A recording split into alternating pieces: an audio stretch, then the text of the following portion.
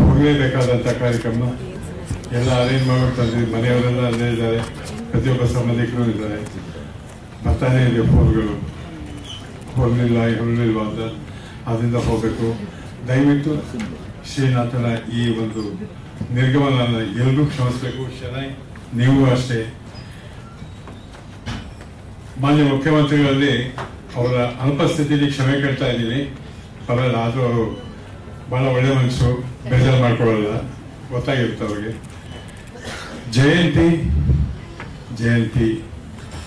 ಅವ್ರು ಏನಂತ ಹೇಳಿ, ಬಹುಶಃ ನಿಮ್ಮೆಲ್ಲರಿಗೆ ಜಯಂತಿ ಇರ್ಬೋದು, ಆದರೆ ಅವ್ರನ್ನ ಕರಿತಿದ್ದು ಅವ್ರ ಮೊದಲನೇ ಹೆಸರಲ್ಲೇ ಕಮ್ಮು ಅಂತ. ಇವತ್ತು ಧೈರ್ಯವಾಗಿ ನಿಮ್ಮೆಲ್ಲರಿಗೂ ನಾನು ನಿಂತ್ಕೋಬೇಕಾದ್ರೆ ಅದಕ್ಕೆ ಒನ್ ಆಫ್ ದಿ ರೀಸನ್ ಜಯಂತಿ ಅವರೇ. 1970ನೇ ಇಸ್ವಿಯಲ್ಲಿ ಬೆಂಗಳೂರಲ್ಲಿ ಒಂದು ಪ್ರವಾಹ ಪರಿಹಾರ ನಿಧಿಗೆ ಒಂದು ಕಟೀಲ್ವಾ ಸ್ಟೇಡಿಯಂ ಪ್ರೋಗ್ರಾಮ್ ಆಯಿತು. 1970. ಅವಾಗಿನ್ನೂ ನಾನು ಸಿನಿಮಾ ಇಂಡಸ್ಟ್ರಿಗೆ ಆಗಿ 1 ವರ್ಷನೂ ಆಗಿಲ್ಲ. ನಂದು ಅವ್ರದ್ದು ಚಿಕ್ಕಮ್ಮನ ಒಂದು ಶೂಟಿಂಗ್ ನಡೀತಾ ಇತ್ತು. ಬೆಂಗಳೂರು ಪ್ರೋಗ್ರಾಮ್ ಇದೆ, ಅದರಲ್ಲಿ ಬಾ ಅಂದು ಬರ್ತೀನಿ, ಕರಿತಾ ಇದ್ದಾರೆ, ಬರ್ತೀನಿ. ಅಲ್ಲಿ ನೋಡಿದ್ರೆ 5 ಲ್ಯಾಂಗ್ವೇಜಿನ ಎಲ್ಲ ಸ್ಟಲ್ವಾರ್ಸು ಇದ್ದಾರೆ. ಜಯಂತಿಯವ್ರು ಯಾಕೆ ಕರೆದಿದ್ದಾರೆ, ನಾನು ನೀನು ಒಂದು ಸ್ಕಿಟ್ ಮಾಡಬೇಕು ಅಂತಂದ್ರು. ಅಯ್ಯೋ, ನಿಮ್ಮ ಜೊತೆ ಸ್ಕಿಟ್ಟು, ಅದು ಸ್ಟೇಡಿಯಂ ಅಲ್ಲ, ಅವರೆಲ್ಲ ಇದ್ದಾಗ ನನ್ನ ಕೈಲಾಗಲ್ಲ ಅಂದೆ. ನಿನ್ನ ಕೈಲಾಗುತ್ತೆ, ಬಾ ಮಾಡು ಅಷ್ಟೇ ಹೇಳ್ಬಿಟ್ಟು ಸಂಗೀತ ಮೇಷ್ಟ್ರು ಅಂತ ಒಂದು ಸ್ಕಿಟ್ ಅನ್ನ ನನ್ನ ಕೈಲಿ ಮಾಡಿಸಿದ್ರು. ಪ್ರೋಗ್ರಾಮ್ ನಡೀತಾ ಇದೆ, ರಿಹರ್ಸಲ್ ಮಾಡಿದ್ದಲ್ಲೇ ಸ್ಟೇಜಲ್ಲಿ ಹೋಗಿ ಮಾಡಿದ್ರು. ಜನ ಮೆಚ್ಕೊಂಡ್ರು. ಆ ಜನ ಮೆಚ್ಚೋ ಹಾಗೆ ಮಾಡಿದ್ದು ಜಯಂತಿ ಅವರೇ. ಆವತ್ತಿಂದ ಅವ್ರಿಗೆ ನನಗೆ ಗುರುಗಳ ಅವ್ರಿಗೇನಂತ ಕರೀಲಿ.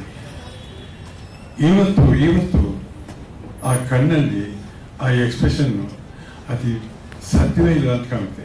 ಅಷ್ಟು ಚೆನ್ನಾಗಿ ಕೊಡ್ತಾ ಇದ್ರು. ಅವ್ರೇನು ಮಾತಾಡಬೇಕಾಗಿಲ್ಲ, ಬರೀ ಕಣ್ಣಲ್ಲೇ ಅಭಿನಯ ಮಾಡ್ತಾ ಇದ್ರು. ಅಂಥ ಶಾರದೆ ನಮ್ಮ ಜಯಂತಿ, ನಮ್ಮ ಕಮಲಕುಮಾರಿ, ನನ್ನ ಕಮ್ಮು. ಅವರು ಜೀವನದಲ್ಲಿ ಲೋನ್ಲಿ ಅಂತ ಹೆಸರಿಟ್ಟಿದ್ದಾರೆ. ತಾನು ಎಷ್ಟೇ ಒಂಟಿಯಾಗಿದ್ರು ಅದನ್ನು ಯಾರತ್ರ ಹೇಳ್ಕೊಳ್ದೆ ತನ್ನ ಒಂಟಿತನನ ತಾನೇ ಮರೆತು ಮತ್ತೊಬ್ಬರ ಜೊತೆ ನಗುತ್ತಾ ಅವರು ನಗಿಸ್ತಾ ಇದ್ದಂತ ಸಂತೋಷದ ಜೀವನ ಕೊಡ್ತಾ ಇದ್ದಂತ ದೊಡ್ಡ ವ್ಯಕ್ತಿ ಜಯಂತಿ. ಅವ್ರ ಬಗ್ಗೆ ಮಾತಾಡ್ತಾ ಹೋದರೆ ಬಹುಶಃ ತುಂಬ ಇದೆ ಮಾತಾಡೋದು. ಅದೆಲ್ಲದಕ್ಕಿಂತ ಹೆಚ್ಚಾಗಿ ಇವತ್ತೊಂದು ಪುಸ್ತಕ ಬರೆದಿದ್ದಾರೆ ಶೆನಾಯ್ ಅವರು.